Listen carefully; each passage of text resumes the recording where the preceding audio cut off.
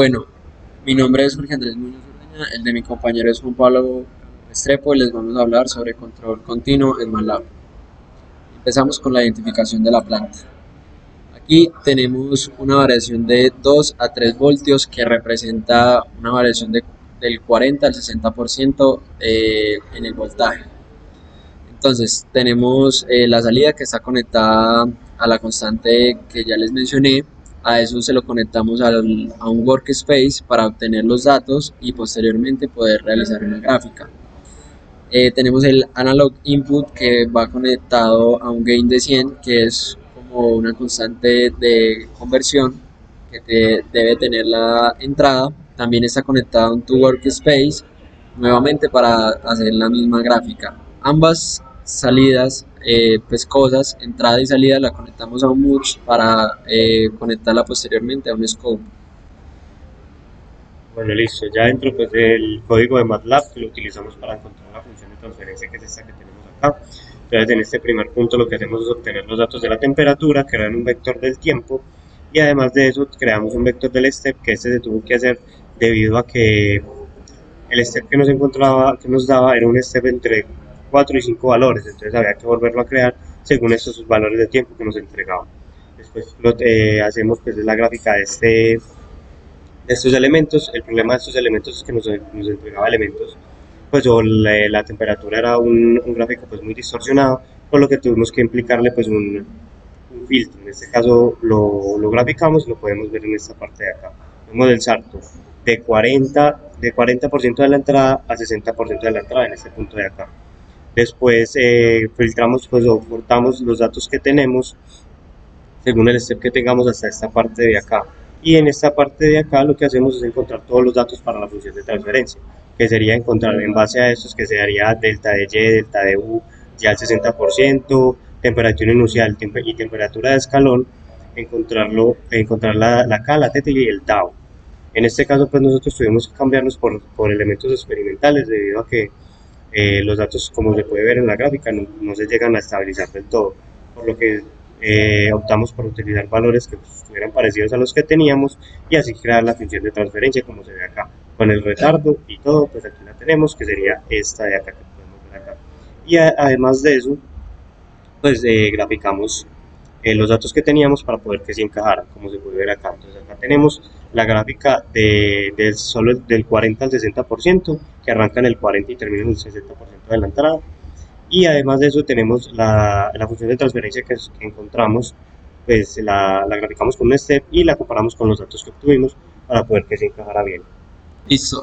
Entonces ahora vamos a pasar con el control on-off. Aquí tenemos el Simulink. Entonces, este primer cuadro es el setpoint que está conectado a una constante que puede variar de 30 a 100 grados Celsius. Esta constante está conectada a un round para que el setpoint sea un número entero, ya que pues si tiene decimales no tiene tanta precisión el sensor. Esta es la histéresis, que en nuestro caso la decidimos colocar de 5 a 10 grados Celsius. Entonces, el control on-off funciona con un flip-flop que se setea cuando el setpoint más la histéresis es menor o igual, y se resetea cuando el setpoint y la histéresis es menos la histéresis es mayor o igual. Esto se los explicaré con mayor claridad en un momento. Entonces, a la salida se le conecta este diagrama, que lo que va a hacer es entregar o 0 o 5 voltios a la salida. Se le conecta el to workspace a la entrada para leer la temperatura y se le conecta el to workspace a la salida para leer el voltaje. Y estas dos los conectamos a un scope para realizar el siguiente video. Entonces aquí tenemos como una simulación del control on-off con un setpoint de 40 grados, una histéresis de 5, que en el momento no se ve bien, ya se va a enfocar. Entonces acá se puede ver que es 45 el límite superior, 35 el límite inferior, 5 es el voltaje de salida. Entonces lo que les mencionaba es que cuando la temperatura llegue al límite superior, se va a apagar la salida, y cuando se enfríe la temperatura hasta 35 se va a volver a prender la salida, haciendo este control pues on off. Entonces voy a adelantar un poco el video.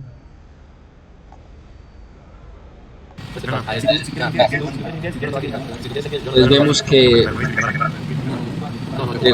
ya está llegando al límite superior, lo que ya llegó.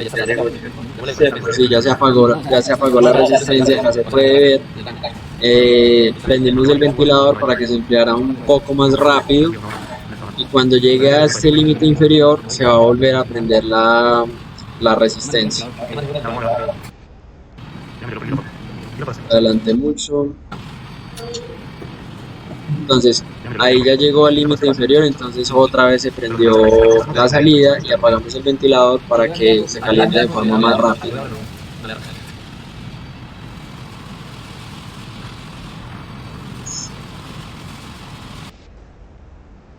Bueno, ahora tenemos pues las salidas que les estaba contando pues mi compañero Jorge, que tenemos implementadas en Simulink. En este caso es la que acabamos de ver. Entonces tenemos el setpoint de 40 y un estéreo de 5. Como se puede ver, entonces el sistema empieza en 30 grados.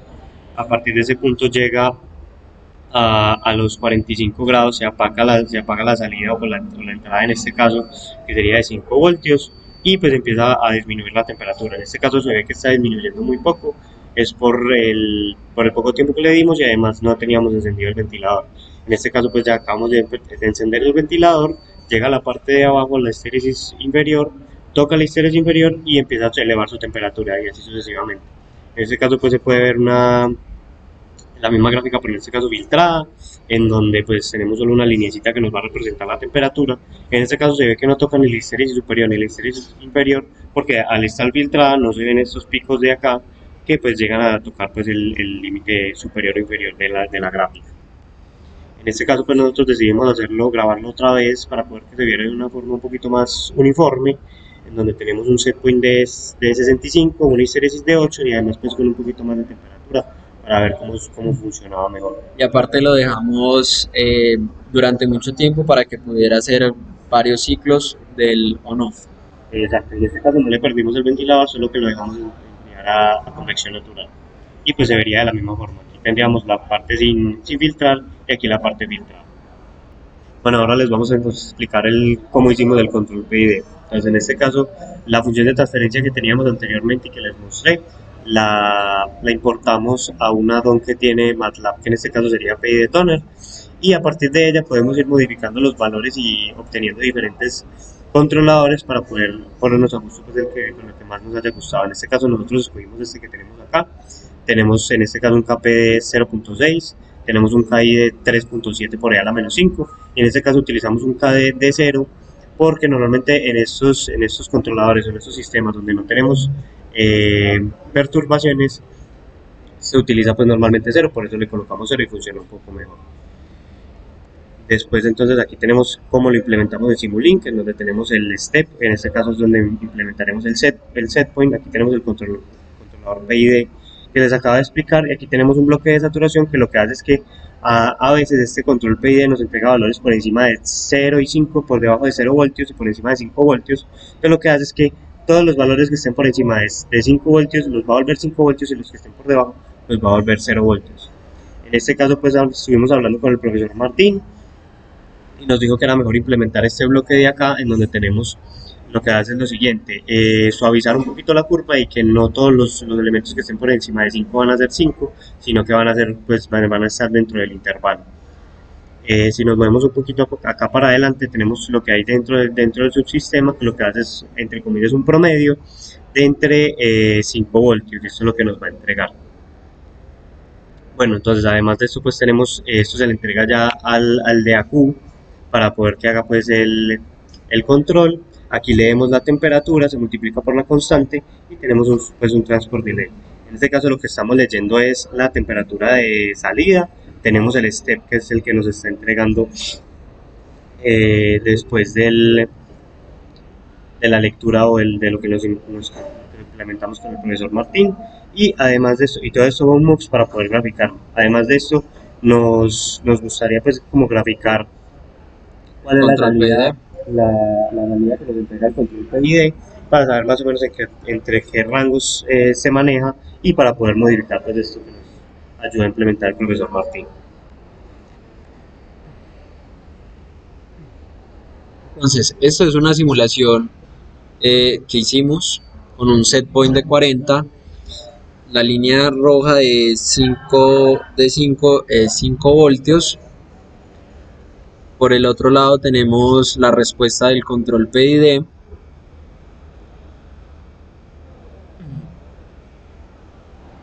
Entonces voy a adelantar un poco el video. Lo que quiero decir es que cuando la temperatura llegue al set point va a tener un sobrepico, es decir, que se va a pasar un poco de la temperatura, pero a lo largo del tiempo la temperatura se va a estabilizar en el set point.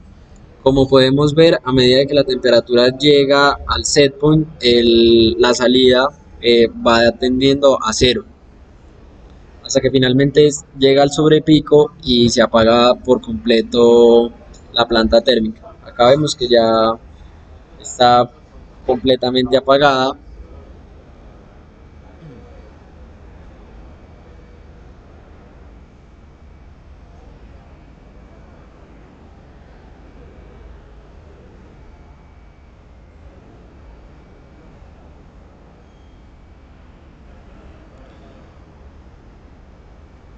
Todo ese tiempo que se demora es debido a que, pues, en este caso, como no tenemos el ventilador prendido, lo que va a hacer es que se va a enfriar por convección natural, entonces le toma un poquito más de tiempo lo cual se, enfriarse. lo cual se demora bastante tiempo pues en enfriarse.